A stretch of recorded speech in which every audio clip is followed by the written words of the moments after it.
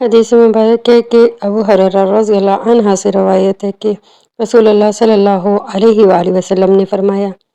جو کوئی شب قدر میں ایمان کے ساتھ اور حصول ثواب کی نیت سے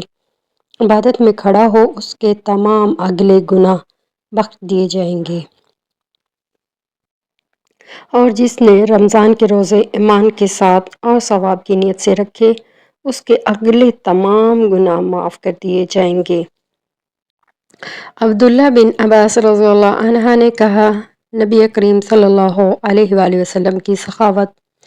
اور خیر کے معاملہ میں سب سے زیادہ سخی تھے، اور آپ صلی اللہ علیہ وآلہ وسلم کی سخاوت اس وقت اور زیادہ بڑھ جاتی تھی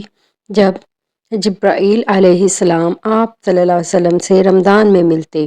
جبرائیل علیہ السلام حضرت صلی اللہ علیہ وآلہ وسلم سے رمضان شریف کی ہر رات میں ملتے، یہاں تک کہ رمضان گزر جاتا۔ نبی کریم صلی اللہ علیہ وآلہ وسلم جبرائیل علیہ السلام سے قرآن کا دورہ کرتے تھے۔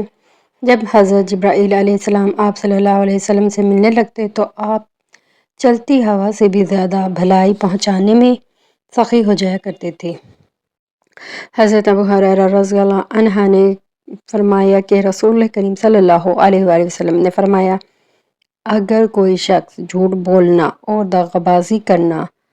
رمضان میں بھی نہ چھوڑے